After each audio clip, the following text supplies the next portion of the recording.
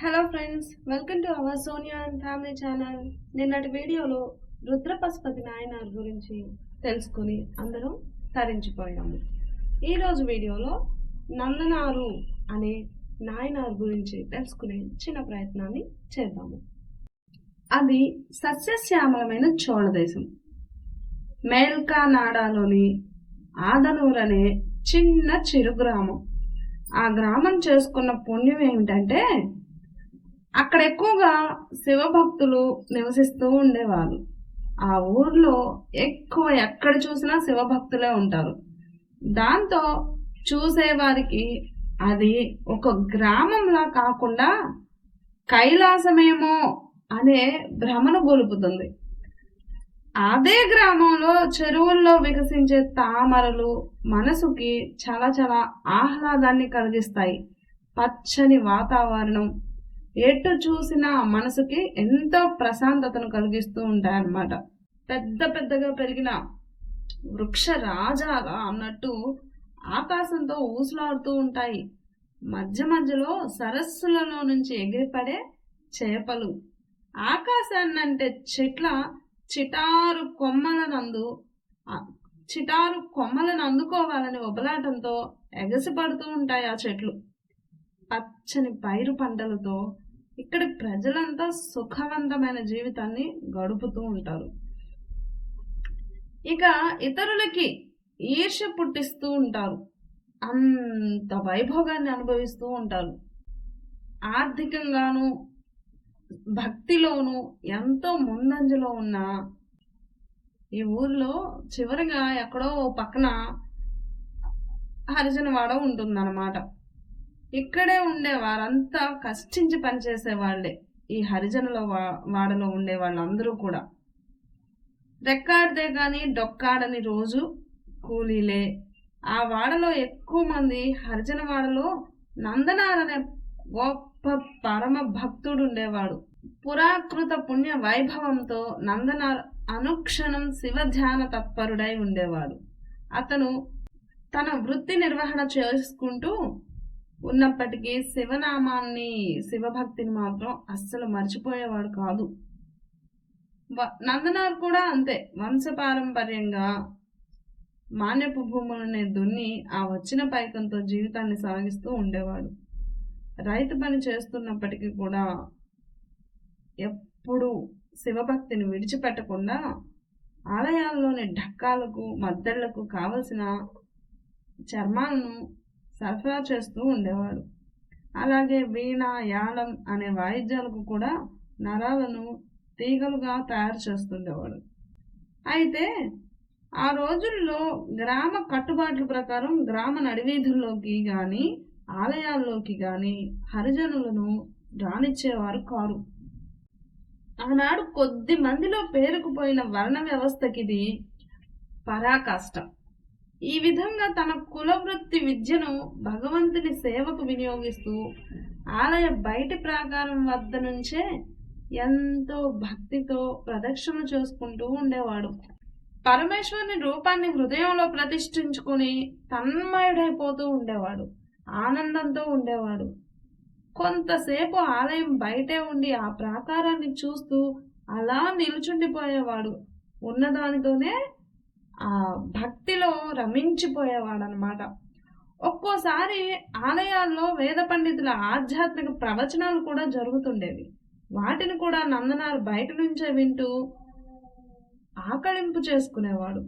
స్వతహాగా అతనిలో ఉన్న ఈశ్వర భక్తి వారు చెప్పే మంచి మాటలతో ఇక మరింత రెట్టింపయింది. ఎప్పుడు ఆ విధంగా వారు చెప్పే దైవ విషయాలను వినాలని, వాటినే మననం చేసుకుంటూ ఉండాలని, అందులోని భక్తుల్లా తాను దైవాన్ని స్మరిస్తూ ఉండాలని, పరమేశ్వర సాక్షాత్కారం పొందాలని నిత్యం తపించిపోయేవాడు. ఈ విధమైన జీవితాన్నే కోరుకునేవాడు. ఎన్ని జన్మలెత్తితే అలాంటి సద్భావనలు ఎంతమందిలో కలుగుతాయి? ఎంతో పుణ్యం చేసుకుంటే తప్ప శివభక్తి కలగడం అనేది కూడా ఒక గొప్ప వరమే అన్నమాట. అలాగే నందనార్ తన 8 ఏళ్ల వయసులో అతను ఆ గ్రామంలోని ఒక వేద పండితుడి పొలంలో పనిచేసుకునేందుకు ఒప్పుకున్నాడు. ఆ పండితుడు చక్కటి వాగ్వైభవం ఉన్నవాడు కావడంతో గ్రామంలో నెలకొన్న ఆలయాల్లో శివతత్వాన్ని, పరమశివుని లీలా విశేషాలని భక్తులందరికీ కథలుగా వివరిస్తూ ఉండేవాడు. నందనార్ శివభక్తుడు కావడంతో పండితుని పట్ల, ఆయన భార్య పట్ల ఎనలేని గౌరవ అభిమానాలను కలిగి ఉండేవాడు. పాపం ఆ వేద విధునికి సంతానలేమి బాధిస్తూ ఉండేది. దాంతో దంపతులిద్దరూ కూడా నందనార్ను తమ సొంత పిల్లవాడి మాదిరిగానే ఎంతో ప్రేమగా చూసుకునేవారు. అందుకు కృతజ్ఞతగా నందనారు వారి పొలంలో ఎంతో కష్టించి పనిచేస్తూ, వారికి నమ్మిన బంటులా ఉంటూ, వారు పెట్టింది తింటూ, వారితో అలా ప్రవర్తిల్లేవాడు. ఇలా ఉండగా నందనార్ ఒకనాడు వీరి ఊరికి చెరువులోని తిరుప్పంగూరులో ఉండే పరమ పావనుడైన పరమేశ్వరుణ్ణి చూడాలని ఆకాంక్షతో అక్కడికి వెళదామనుకున్నాడు. అనుకున్నదే తడవు. వారుండే తావు నుంచి వెంటనే పుంగూరు చేరుకున్నాడు. అయితే ఇంతకు ముందు అనుకున్నట్టుగా ఆనాటి ఆచార వ్యవహారాలకు ఎలాంటి దోషం కలగనీయకుండా నందనార్ ఆలయానికి ఎప్పుడు వెళ్ళినా ఆలయం బయటి వద్ద నించుని స్వామిని దర్శించుకుంటూ ఉండేవాడు. ఇక్కడ కూడా అదే విధంగానే బయటి గోపుర ద్వారం వద్ద నిల్చొని స్వామి లీలల్ని మదిలో ఊహించుకుంటూ మైమర్చిపోతూ కీర్తిస్తూ ఉన్నారు. అయితే నందనార్ దురదృష్టం కొద్దీ ఇక్కడ పరమేశ్వరునికి తనకు మధ్య అడ్డంగా నంది ఉండడంతో నందనార్కు శివ దర్శనం కాలేదు. ఇందుకు నందనార్ ఎంతో దుఃఖించాడు. ఏం చేయాలో తోచలేదు. సదాశివుణ్ణే నమ్ముకున్నాడు.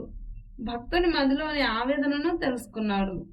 తక్షణమే తన వాహన రాజమైన నందీశ్వరుని పిలిచి, వెంటనే నా భక్తుడు నన్ను దర్శించుకునేందుకు వీలుగా నీవు కొంచెం పక్కకు జరగమని ఆదేశించాడు పరమశివుడు. యజమాని ఆదేశం మేరకు ఈశ్వరుడు ఏం చెప్తే అదే కదా.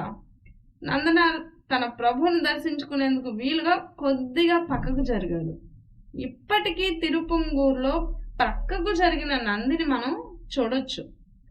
తన కోసం పరమశివుడు ఇంతగా కరుణించాడని చూసిన నందనార్ పొంగిపోతూ పశుపతిని కళ్ళారా చూసుకొని పరవశించిపోయాడు. అనంతరం ఆలయానికి వెళ్ళి ప్రదక్షిణం కూడా చేశాడు. అలా ప్రదక్షిణం చేసే సమయంలో ఆలయానికి పరమటి భాగంలో కొద్దిగా పల్లంగా ఉండడాన్ని గమనించాడు.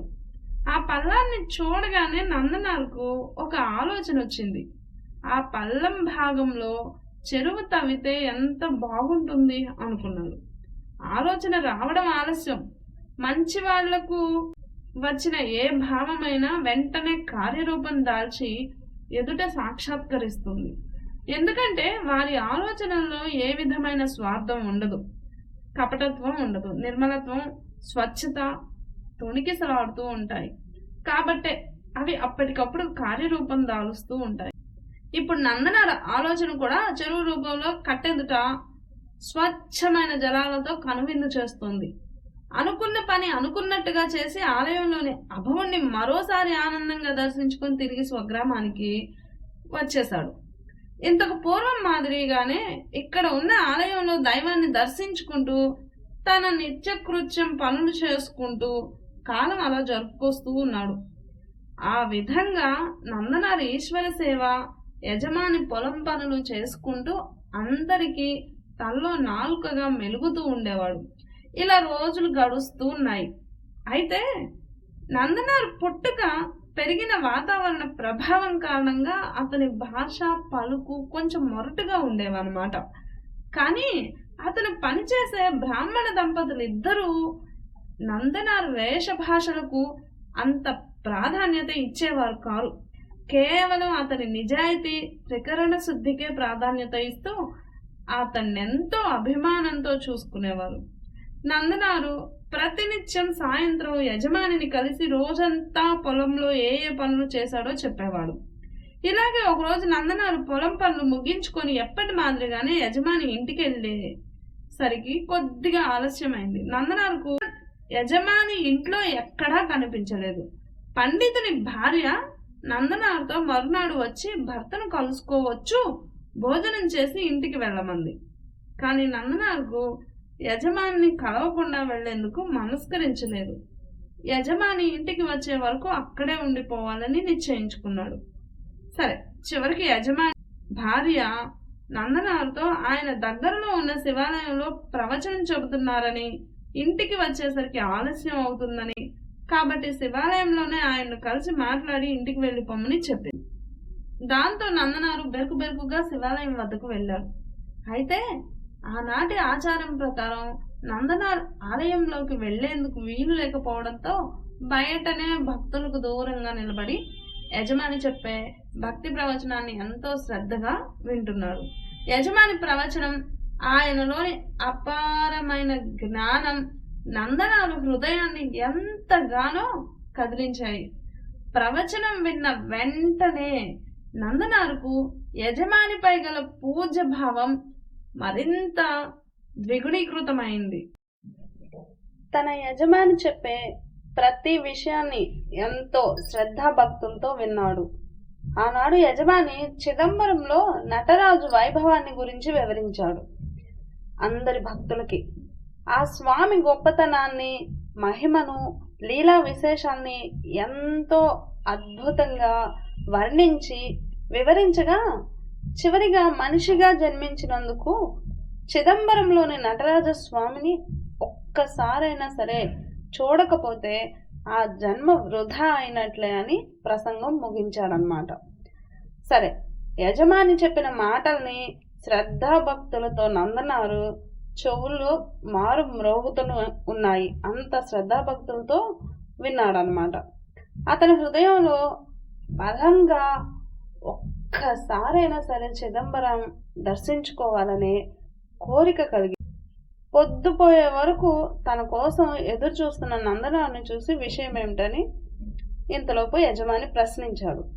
నందనారు జరిగిన విషయం చెప్పి ఇక చిదంబరంలోని నటరాజస్వామిని గురించి తనకి కలిగిన అనేక అనుమానాలన్నీ యజమాని ముందు తెలియజేసి సమాధానాన్ని తెలుసుకునే ప్రయత్నం చేశాడు.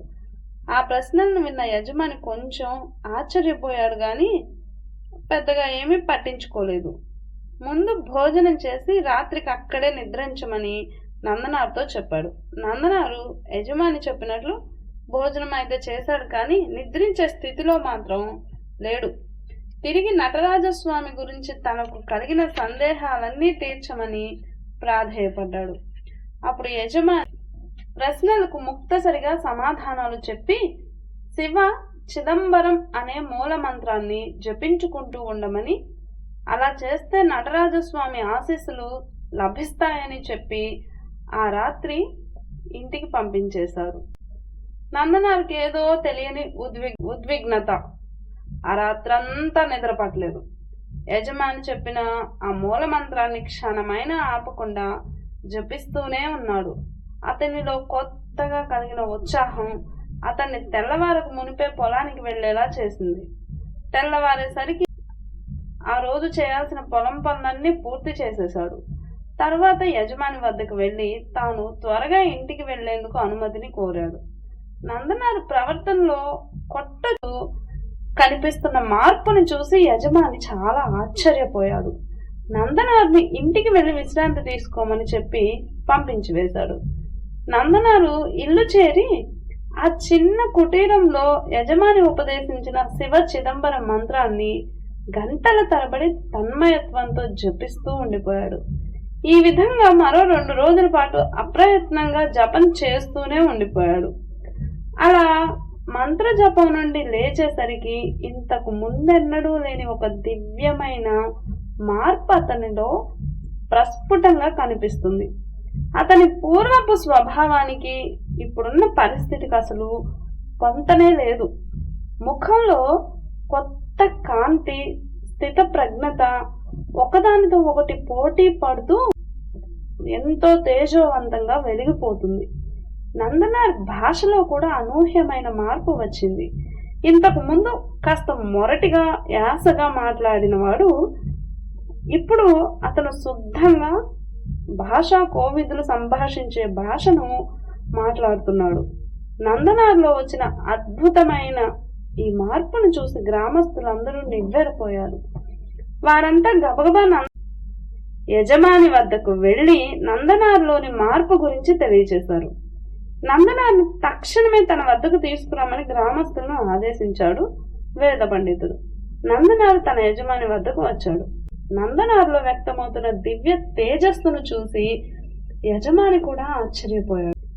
అప్పటికే నందనారు యజమానినే తన గురువుగా భావించి ఉండడంతో ఆయన వద్దకు రాగానే వారి పాదారవిందాలపై పడి తాను చిదంబరం వెళ్లి నటరాజస్వామిని దర్శించుకునేందుకు అనుమతిని ఇవ్వవలసిందిగా అర్థించాడు. అయితే నందనారు చిదంబరం వెళ్లేందుకు పండితుడు అంగీకరించలేదు. నందనారు అక్కడ లేని సమయం చూసి ఎంతో ప్రేమతో చూసుకునే మన వాడి కోరికను తిరస్కరించడంలోని ఆంతర్యం ఏమిటని ప్రశ్నించింది పండితుని భార్య. భర్తను అడిగింది. అందుకు ఆ వేద పండితుడు బాధపడుతూ దేవి, నందనారు చిదంబరం ప్రయాణమే అతని తుది ప్రయాణం అవుతుంది, అందుకే నేను వారిస్తున్నాను అన్నాడు విచారంగా. ఒక్కసారి మన గ్రామాన్ని విడిచి నందనారు చిదంబరం వెళ్ళాడా?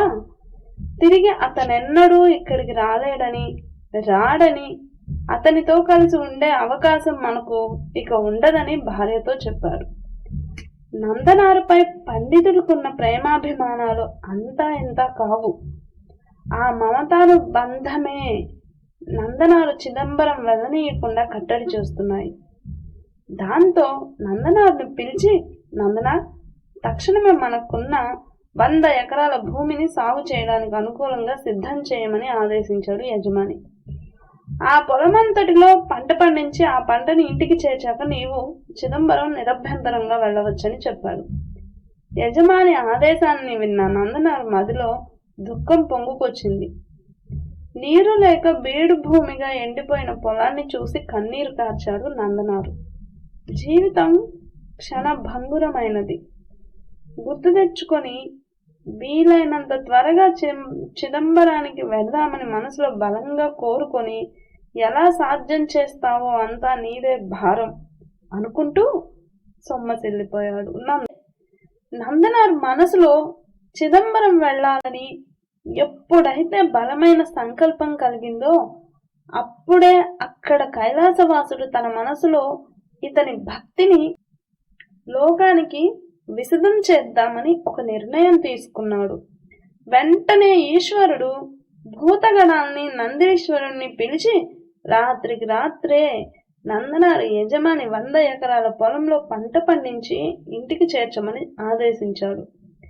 మీరు ఆ విధంగా చేస్తేనే నందనారు ఆరుద్ర నక్షత్ర దర్శనం సమయానికి చిదంబరం చేరుకోగలనని పరమశివుడు వారికి తెలియజేశాడు. పరమశివుని ఆదేశం మేరకు వారంతా పొలం వద్దకు చేరుకొని క్షణాల్లో పొలాన్ని వ్యవసాయ యోగ్యం తెల్లవారేసరికల్లా పంటను పండించారు. సాక్షాత్తు శివుడే కల్పించుకుంటే కాని పనంటూ ఉంటుందా? అంతేకాదు, పొలంలో పండిన ఆ ఫలసాయం ధాన్యం యజమాని ఇంటి వెనుక భాగంలో కూడా క్షణాల్లో చేరిపోయింది. తమ ఇంటిలో ధాన్యం పురి ఉండడాన్ని గమనించి పండిత దంపతులు నిర్ఘాంతపోయారు. కొద్ది క్షణాలలోనే ఈ విషయం గ్రామమంతా పాకింది. ఈ వింత ప్రత్యక్షంగా చూసేందుకు గ్రామస్తులంతా పండితుని ఇంటికి తండోపతండాలుగా చేరుకున్నారు.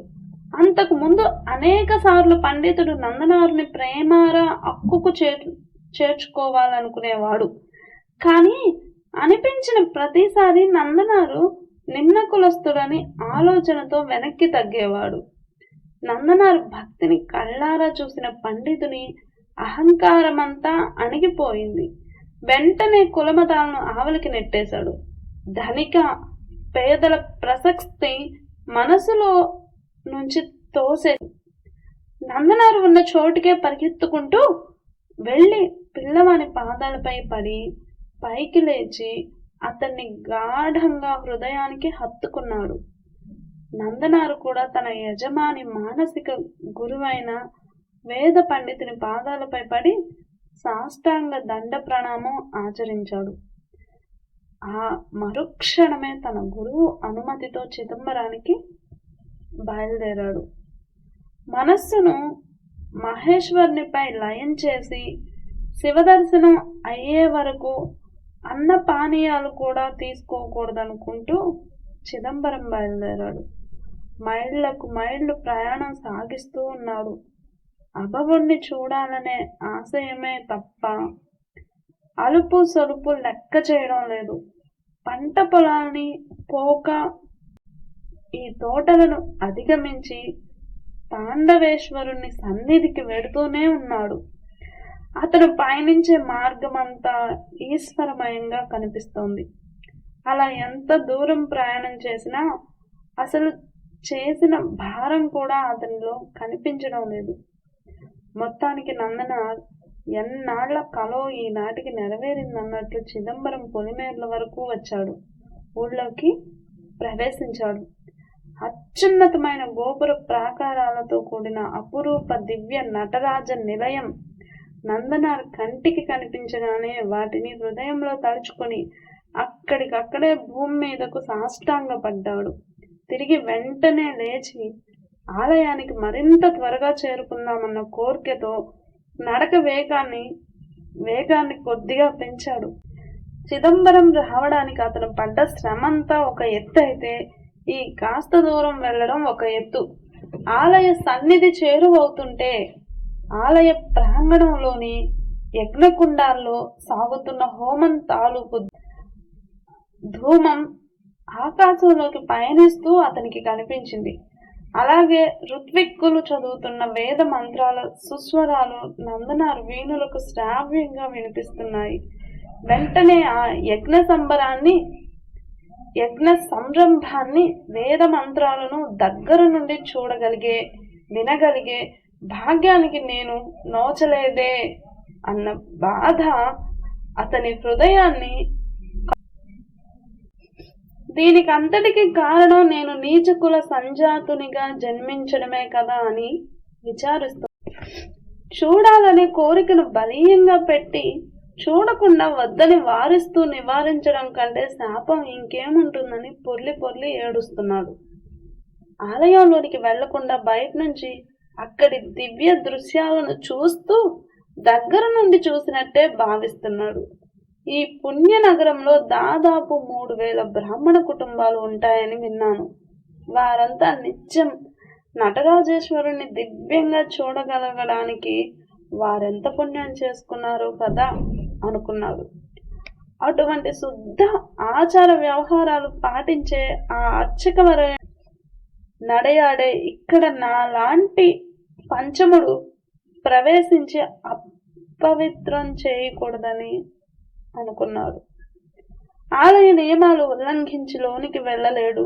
మనసులోని శివ సందర్శనాభిలాషను తరిమి కొట్టలేడు. ఈ ద్వంద్వ భావంలో కొట్టుమిట్టాడుతున్నాడు నందనార్. ఈ పరిస్థితిలో నేనేం చేయాలి అని ఆలోచిస్తున్నాడు. ఈ క్లిష్ట స్థితిలో నాకు పరమేశ్వరుడే దిక్కు. ఈ దుస్థితిని నుంచి నన్ను కాపాడు అని విన్నవించుకున్నాడు. ఎలాగైనా నీవే నీ దర్శనాన్ని ఇప్పించమని వేడుకున్నాడు. ఆలోచిస్తున్న కొద్దీ ముక్కంటిపై ప్రేమ కట్టలు తెగి ఇతను పడుతున్న హృదయ వేదనను ఈశ్వరుడు తప్ప ఎవరు తీర్చగలరు? ఇలా బాధపడుతూ ఆలోచిస్తూ పగలు గడిచిపోయింది. రాత్రి ప్రవేశించింది. శివునిపై మక్కువ పెంచుకున్న అతను ఆ ఆలోచనను తప్ప మరేమీ ఆహారం దాంతో ఒకవైపు తన దైవాన్ని చూడాలనే కోరిక, మరోవైపు ఆత్మారాముని ఆవేదన. ఈ రెండింటిలోనూ నందనార్కు మొదటి దానిదే ఎక్కువ పైచేయిగా ఉంది. ఏమైనా అతని శరీరం మాత్రం బాగా అలసిపోయింది. నృత్యం చేస్తున్న నటరాజు రూపాన్నే మనసులో చిత్రించుకుని ఆ రాత్రి శరీరాన్ని అలా వాల్చాడు. మాగన్నుగా నిద్ర పట్టింది.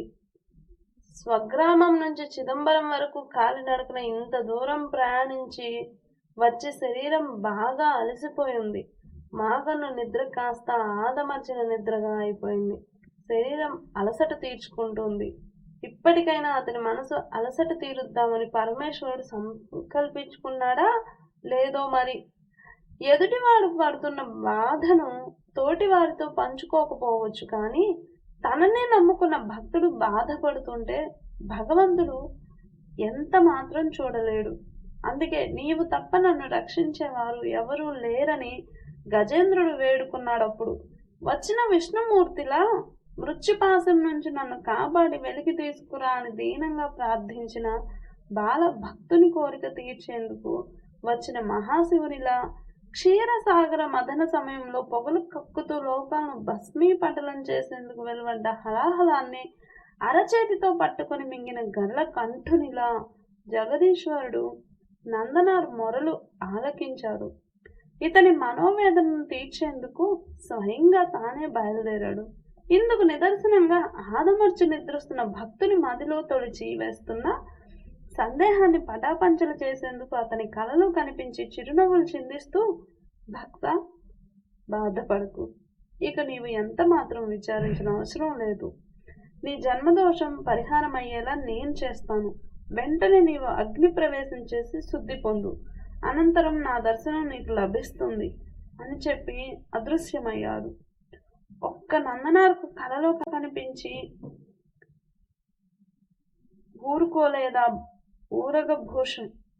ఉరగభూషణుడు చిదంబరంలో ఉండే 3000 మంది దీక్షితుల కళల్లోనూ కనిపించి, వేద విధులారా, నా పరమ భక్తుడైన నందనార్ అనేవాడు నన్ను చూడాలనే ఆకాంక్షతో వేగిపోతూ చిదంబర శివార్లలో మగ్గిపోతున్నాడు.